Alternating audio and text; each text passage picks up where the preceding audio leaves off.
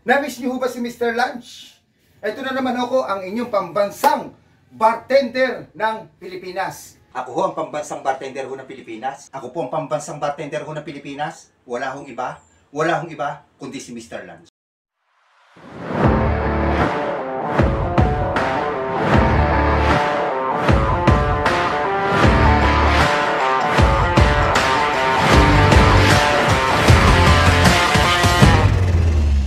Ay ngayon may pag-uusapan na naman ho tayo. Siyempre, ano na naman ho ba pag-uusapan ho natin? Eh siyempre ho, mga timpla kasi ito ang paborito ho ng mga request. Mga request ho sa TikTok, mga request ho kung saan sa aking YouTube. Yan ho ang mga request. So ngayon ho araw ho na to, no, may titimplahin na naman ho tayo, no? Isang uri na naman ho ng American cocktail. Okay. Bakit ho ba Bakit ho ba lagi ko sinasabi American cocktail? Kasi ho, mga Amerikano ho, mahilig ho sila. Kaya sila ho ay malimit ay nagtitimpla ng cocktails. Eh ano ho ba titimplahin natin cocktails for today? Walang iba, ang pangalan ho nito ay Summer Breeze. Ay, kahit naman ho hindi ho summer, ay pwede natin itong inumin. Okay? Kahit malamig, kahit anong panahon. O kahit summer, pwede, lalo na ho. Yan. Alam niyo ho ba kung anong taon ito na-discover? Noong 1972 ang Summer Breeze, okay? Okay, kukwento ko na ho sa inyo ang istorya ng Summer Breeze. Dandararan, ito na ho. History ho ng Summer Breeze. Summer Breeze is a songwriter and originally recorded by American soft rock duo Seals and Crofts, released in 1972. Binagit ko kanina. Parang rock band ho ito, o rock duo. Yan ho ang kanyang istorya noong 1972. Ang Summer Breeze. Okay, naipaliwanag na ho natin ang kanyang istorya. O yan lang nga, 1972, isang soft rock duo sila, isang banda ho sila kumbaga.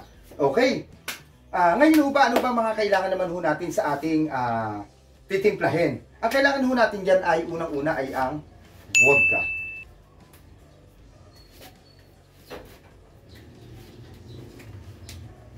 Vodka. Ano gamit ko? Antonov. Eh, paano kung wala kay Antonov ang tanong? Diba ho? Ang tanong nyo, wala ko Antonov ba? Okay. Eh, siyempre, meron ho tayong mga vodka na pwedeng gamitin. Paniwanag ko lang ho muna ang vodka. Ang vodka ho, ayan ho, ito ha. Lumabas ho ito noong 9th century sa Russia at 8th century sa Poland. Okay, yan ho ang kanyang istorya. Ngayon, sabi niya, wala naman ako Antonov, ano kaya pwede kong gamitin? Eh, meron ko din naka-display. Pwede kaya to? Magsasabi ho ako ng mga types of vodka. Baka meron ho kayo sa bahay, pwede nyo hong gamitin. Unang-una, ito ho ito ay mga international vodka, imported vodka, okay? Itong hawak ko ngayon na Antonov, ano ka ito foreign brand, standard ho kung tawagin. Okay, ito na ho ang mga vodka sa iba't ibang panig ng mundo, okay? Types of vodka: Grey Goose vodka, Absolute Elix vodka, Ketel One vodka, Smirnoff vodka, Absolute vodka, Military 70 vodka, Sky Fusion Fruit vodka, May Birowa vodka, Belvedere vodka, Tito's Handmade vodka, Chirok vodka, Chapin vodka, Finlandia vodka, Stolitsnaya vodka, Belvedere vodka. Meron pa ho, marami pa. Ay, alam niyo si Mr. Marami tayo alam na vodka. Beluga vodka, Avi vodka, Advinta vodka, Broken Shed vodka, Roberto Cavari vodka, Boru vodka, Gombatso vodka, Graceful vodka, Death's Door vodka, Northern vodka, Coastal vodka, Vitis vodka, last but not least, Pure vodka. Yan ho, pwede ho natin gamitin. Ang next ho natin ilalagay, wala naman hong iba kundi ang tinatawag ho na Blue Curacao. Ano ho ba itong Blue Curacao? Ang Blue Curacao, ito isang uri ng liqueur. Ito ay orange flavor. Okay. Kasama ho niyan ay pineapple juice and guyabano. Okay? Pineapple juice and guyabano. Yun lang ho lang, napakasimple. Tapos basa ho natin, champagne glass. Ayan, nilagyan ko lang ice. Roll ho natin para ho yan ay ma-chill. Okay? Magmimix na ho tayo. Yan, chill na ho siya. Galing, ano? Yan. Chill. Ngayon, ilan ho ilalagay natin na vodka?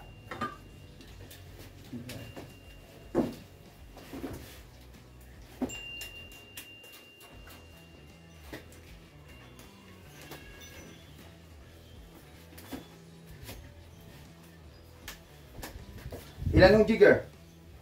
gagamit po tayo ng 4 jiggers. At gagamit din po tayo nito 2 jiggers. At saka ho, 2 jiggers ng pineapple, 2 jiggers po ng guayabano. Yan lang ho gagamit po tayo dyan ng shaker.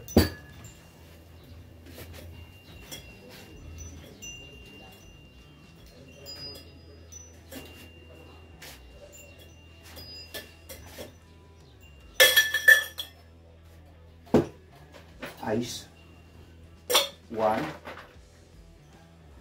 2, 3, 4, 5, 6. Okay? Vodka. Ilan? 4 jiggers. 1, 2, 3, 4. 4 jiggers of vodka. And then, blue curacao.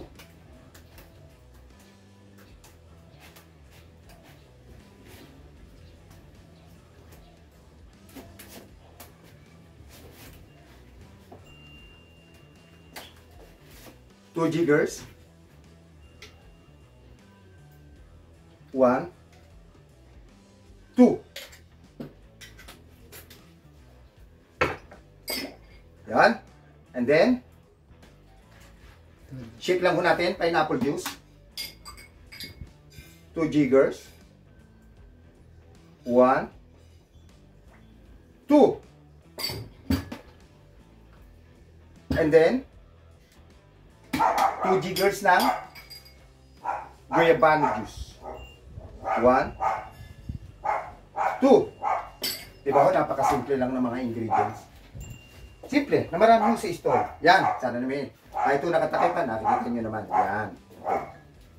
Ayos na lang natin konti. Yan, yan. Okay? Ano pa ba gagawin natin?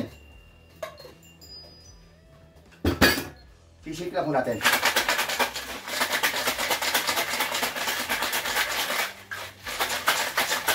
Shake lang natin. Yan. Pre-chill na ho yung ating baso. Yan. Sali na ho natin. Summer breeze ang ating tinitimpla.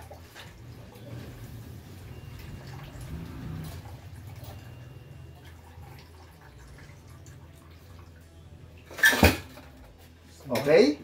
Tapos, siyempre, lalagyan ho natin ng cherry. Okay?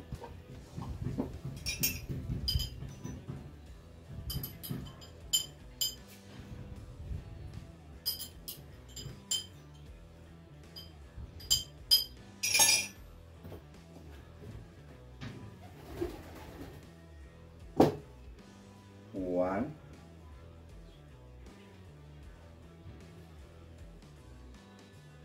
Two.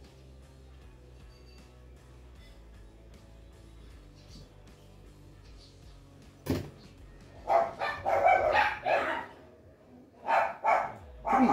Okay. Ayan, napakaganda ho Ayan ho. Okay. Tapos na ating isang American cocktail na tinatawag na Summer Breeze. Ayan ho siya.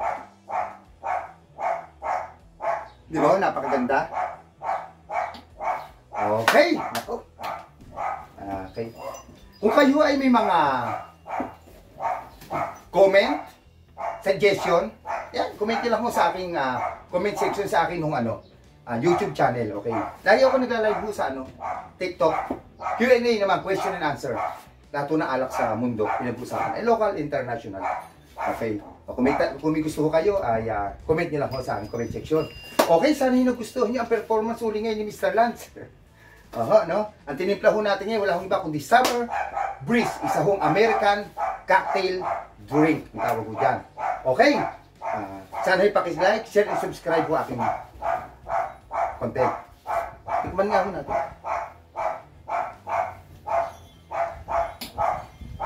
Masarap po siya. Manamis na miso. Sarap. Okay. Ito po ang pambansang bartender ho ng Pilipinas. Ang inyong Facebook, TikTok at YouTube bartender. Wala hong iba kundi si Mr. Lance. Thanks for watching.